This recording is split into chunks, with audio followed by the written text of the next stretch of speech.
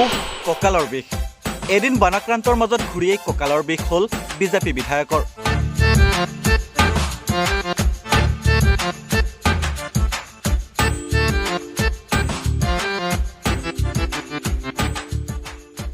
আন এগৰাকী বিধায়ক আকৌ হ'ল শয্যাগত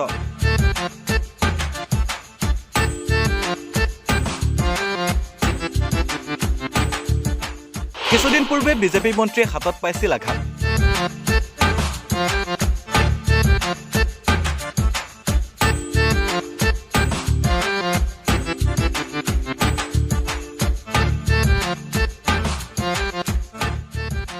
মুঠৰ ওপৰত ৰাইজৰ সেৱা কৰি কৰি লেঠা নিচিগা হৈছে বিজেপি বিধায়কৰ বিপৰীতে তপিনাত খজুতি লৈও আজিও এক্টিভ মুডত বিধায়ক অখিল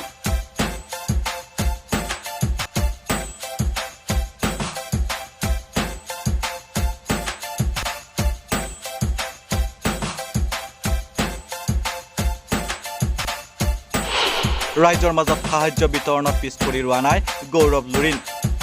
বানবিধ্বস্ত অঞ্চলত অখিলক সংগ দিলে কুংকি চৌধুৰীও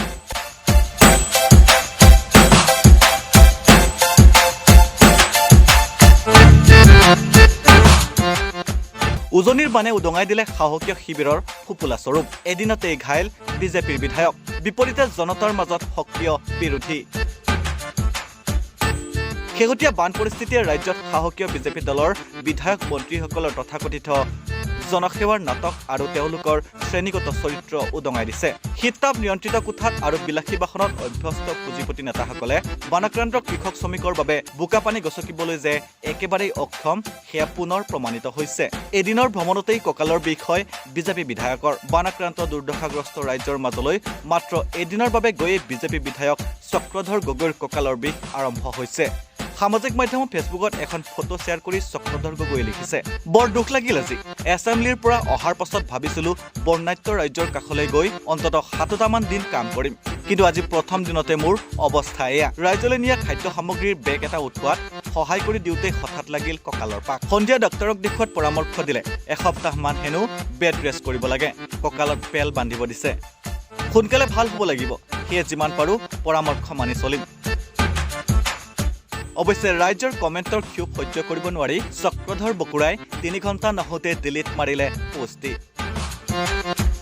পিছে জনতায়ো কম নহয় ডিলিট মৰাৰ পূৰ্বেই মোবাইলত পোষ্টটো ছেভ কৰি ৰাখিছিল একাংশই আন এটা ভিডিঅ'ত গৈ হ'লেও কমেণ্টত দিলে এজনে কঁকালৰ বিষৰ পোষ্টটো ডিলিট যে ভাল পালে চাগে এনেবোৰ কাৰ্যই আচলতে প্ৰমাণ কৰে যে মাটি আৰু মানুহৰ পৰা তেওঁলোক কিমান বিচ্ছিন্ন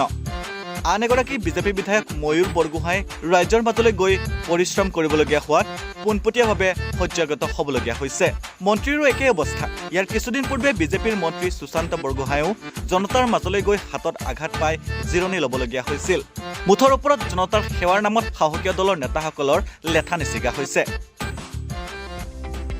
বিপৰীতে প্ৰগতিশীল আৰু সংগ্ৰামী চিন্তাধাৰাৰ নেতাসকলে প্ৰমাণ কৰিছে যে শাৰীৰিক বাধাই জনসেৱাত কেতিয়াও হেঙাৰ হ'ব নোৱাৰে শাৰীৰিক অসুস্থতা থকাৰ পাছতো ৰাইজৰ দলৰ নেতা তথা বিধায়ক অখিল গগৈ আজিও সম্পূৰ্ণ এক্টিভ মুডত বানাক্ৰান্তৰ কাষত থিয় দিছে ব্যক্তিগত অৱস্থাতকৈ শ্ৰমজীৱী মানুহৰ জীৱনৰ সংকট যে অধিক গুৰুত্বপূৰ্ণ তেওঁৰ এই কাৰ্যই তাকেই প্ৰতিফলিত কৰিছে এই সংগ্ৰামী যাত্ৰাত তেওঁক পূৰ্ণ সংগ দিছে জেনজি নেত্ৰী কুংকি চৌধুৰীও আঁঠুলৈকে বোকা খচকি খচকি বানাক্ৰান্তৰ কাষলৈ গৈ দুখৰ বোজা লৈছে কুংকি চৌধুৰীও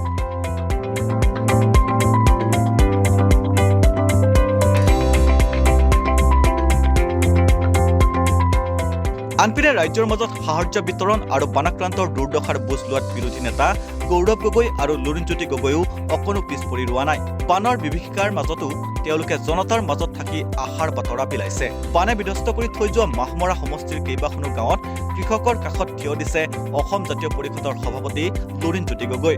ডিব্ৰুগড় জিলাৰ বিভিন্ন প্ৰান্তৰ পৰা বৃহৎ পৰিমাণৰ কঠীয়া লৈ মাহমৰাৰ মৰাণজান আৰু খাৰঘৰীয়া ডবাত উপস্থিত হয় লুৰিণজ্যোতি গগৈ বহু সংখ্যক ৰোৱনী লগত লৈ অহা অসম জাতীয় পৰিষদৰ সদস্যসকলে পথাৰত নামি কঠীয়া ৰুই কৃষকসকলক সহায়ৰ হাত আগবঢ়ায় এই বানৰ পৰিস্থিতিয়ে অসমৰ ৰাইজক স্পষ্টভাৱে দেখুৱাই দিলে যে কোনে কেৱল নিৰ্বাচনী বৈতৰণি পাৰ হ'বলৈ টুৰিজিম ৰাজনীতি কৰে আৰু কোনে প্ৰকৃততে